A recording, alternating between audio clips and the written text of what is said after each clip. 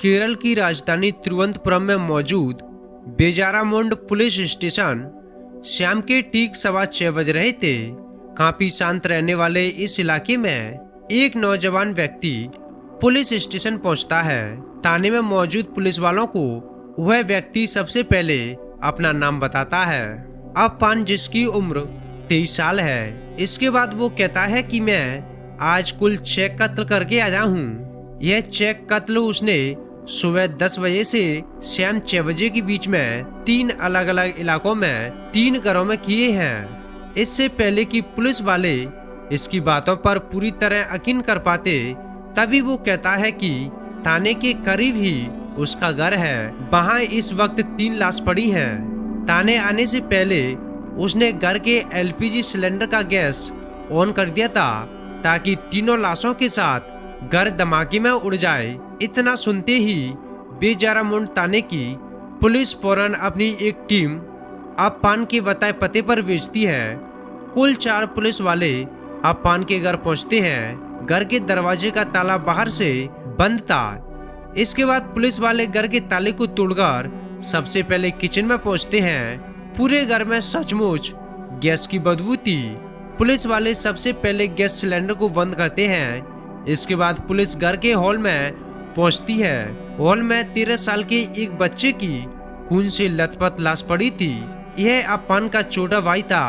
अब police hall के बराबर के कमरे के पास पहुंचती है। कमरा बाहर से लॉक था। इसके बाद पुलिस खिड़की के शीशे को तोड़कर कमरे में दाखिल होती है। अंदर एक महिला खून से लथपथ पड़ी थी, पर उसकी सांसें अब भी चल रही थी। यह महिला अप्पान की मां थी। अब पुलिस इन दोनों को फौरन एम्बुलेंस से अस्पताल में भेज देती है।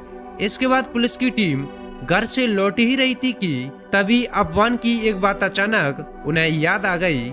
इस घर में उसने 3 कत्ल किए हैं। पुलिस की टीम अब दोबारा घर में दाखिल होती है। घर के ऊपरी मंजिल पर पहुंचती है। वहां एक कमरे में खून से लथपथ एक लड़की की लाश पड़ी थी। यह लड़की अप्पान की गर्लफ्रेंड थी। पुलिस टीम अब अपने सीनियर ऑफिसरों को फोन करके यह बात बताती है कि अप्पान ने जो कुछ कहा वो सच है। दरअसल लाशें 3 नहीं बल्कि 2 थी। जिस माँ को अप्पान मुर्दा समझ चुका था वो अभी भी जिंदा थी। थाने में अप्पान भी अभी मौजूद था। अब सचमुच पुलिस हैरान थी। अप्पान की जानकारी सही निकली थी। अब पुलिस उससे और पूछती है कि बाकी के 3 कत्ल उसने कहाँ किए थे और वो लाशें कहाँ हैं। अप्पान बिना घबराए अपने घर से 20 से 25 किलोमीटर दूर 2 और घरों का पता देता है। उस इलाके की पुलिस को फौरन जानकारी फॉरवर्ड करती है। पहले पते पर जब पुलिस पहुंचती है तो वहां के अंदर 80 साल की एक बुजुर्ग महिला की खून से लथपथ लाश पड़ी थी। यह अप्पान की दादी थी। अब पुलिस आखिरी पते पर पहुंचती है तो उसे घर के दरवाजे का ताला लगा होता है। इसके बाद पुलिस दरवाजा तोड़कर घर के अंदर दाखिल होती है। घर के अंदर खून से लथपथ 2 लाश पड़ी थी, लतीफ और उसकी बीवी शाहिदा की। यह अप्पान के सगे चाचा चाची थी। अप्पान की कही अर्बात सच निकली। अब बारी अप्पान को हिरासत में लेने की थी। वो अब भी इसी थाने में बैठा था, लेकिन इससे पहले कि पुलिस उसे हिरासत में ले पाती, अप्पान थाने के अंदर ही चूहा मारने वाली दवा पी लेता है। वो इसे अपने साथ लेकर आया था। पुलिस जब उसे गिरफ्तार करने की बात कहती है तो वो कहता है कि वो पहले ही जहर पी चुका है और अब वो भी मरने वाला है। इतना सुनते ही पुलिस फौरन उसे गाड़ी में डालकर अस्पताल ले जाती है।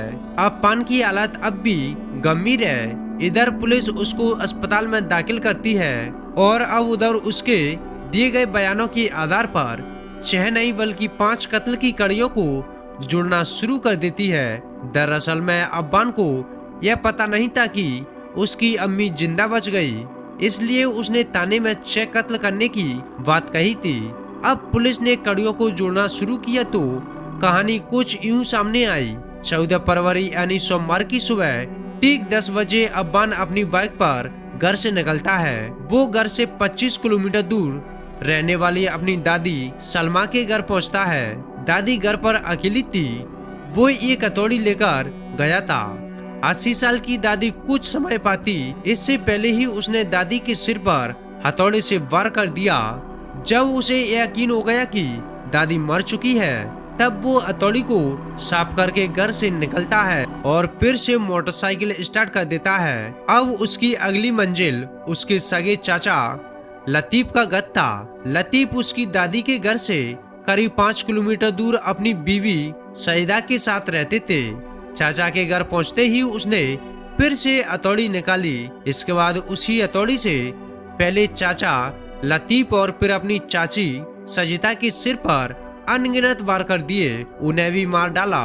अब फिर से वो हथौड़ी साफ करता है, वापस घर से बाहर आता है और फिर से बाइक स्टार्ट करता है। अब उसकी तीसरी और आखिरी मंजिल खुद उसका अपना घर था।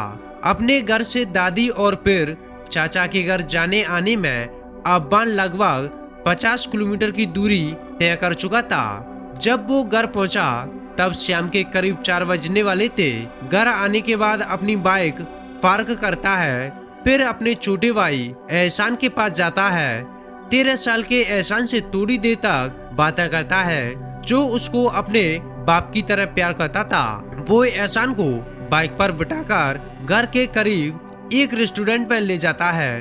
दरअसल एहसान को अरेबियन फूड बहुत पसंद था। अब्बान एहसान को अरेबियन फूड खिलाता है, फिर वापस घर लौट आता है। अब शाम के करीब 5 बज चुके थे। घर आने के बाद वो एहसान को प्यार करता है और फिर अचानक वही हथौड़ी निकालकर एहसान के सिर पर मार देता है।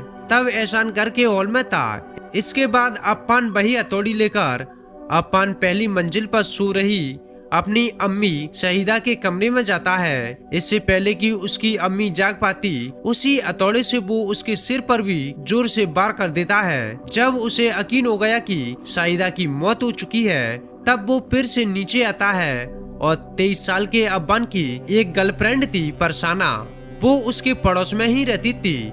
अब वो फरसाना को फोन करके मिलने के लिए बुलाता है। थोड़ी ही देर में अब्बान की गर्लफ्रेंड भी आ जाती है। जैसे ही वो घर में दाखिल होती है, अब्बान के हथौड़े का अगला और आखिरी शिकार वही बनती है।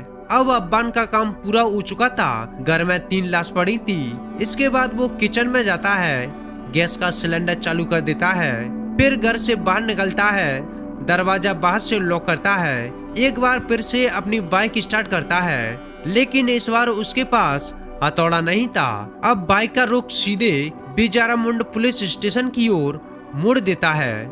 जब अप्पान थाने में दाखिल हुआ तब शाम के करीब 6:15 बजे थे। थाने पहुंचते ही उसने 6 कत्ल करने की बात कबूल करते हुए खुद को सरेंडर किया, लेकिन शायद वो सच बताने आया था। इरादा सिलेंडर का नहीं था, क्योंकि वो अपने साथ चूहे मारने वाली दवा की शीशी जिम में रखकर लाया था। सच बताते ही उसने वही जहर पी लिया था। सुबह 11 बजे से लेकर शाम के 6 बजे के भागदौड़ में 25 किलोमीटर का सफर तय करके 3 अलग अलग जगहों पर 5 कत्ल करने के पीछे आखिर अब्बान का मकसद क्या था? केरल पुलिस के मुताबिक इकरार ए जुर्म के बाद से ही अब्बान अस्पताल में है। उससे पूछताछ होनी अभी बाकी है, लेकिन शुरुआती छानबीन में पता चला है, उससे यह शक होता है कि शायद उसने यह तमाम कत्ल किसी ड्रग्स के नशे में किए हैं। हालांकि इसकी मेडिकल रिपोर्ट आना अभी बाकी है। वैसे तो शुरुआती जांच के बाद पुलिस के सामने जो कहानी आई, उसके हिसाब से अप्पान और उसकी गर्लफ्रेंड फरसाना के रिश्तों को लेकर दोनों के ही घर वालों में ना तो कोई विवाद था और ना ही ऐसा लगता था कि उसने इश्क में आकर यह कदम उठाया। तो फिर अब्बान ने अपनी गर्लफ्रेंड समेत अपनी अम्मी, छोटे भाई, दादी और चाचा चाची का कत्ल क्यों किया? अब्बान का परिवार एक पढ़ा लिखा और माली हालत से मजबूत था। शहर में एक अच्छा घर, उसके पिता अल्प में काम करते थे। कुछ वक्त पहले वो भी अल्प गया था। वहाँ उसने अपना बिजनेस शुरू किया था, लेकिन कोरोना की वजह से कारोबार रफ्तार नहीं पकड़ पाया। इसके बाद में अप्पान केरल लौट आया। इसी कोरोना के चलते घर की माली हालत भी थोड़ी पहले के मुकाबले खराब हो गई थी। कुछ कर्ज भी था, लेकिन केरल पुलिस के मुताबिक बेजारामुंडा थाने पहुंचने के बाद जिस वक्त अब्बान ने 6 कत्ल की बात कबूली थी, तब एक पुलिस वाले ने उससे इसकी वजह पूछी थी। तब अब्बान ने इस मास मर्डर की वजह कर्ज और माली हालत को ही बताया था। हालांकि केरल पुलिस उसकी बातों पर यकीन न करते हुए अब भी असली वजह की तलाश कर रही है।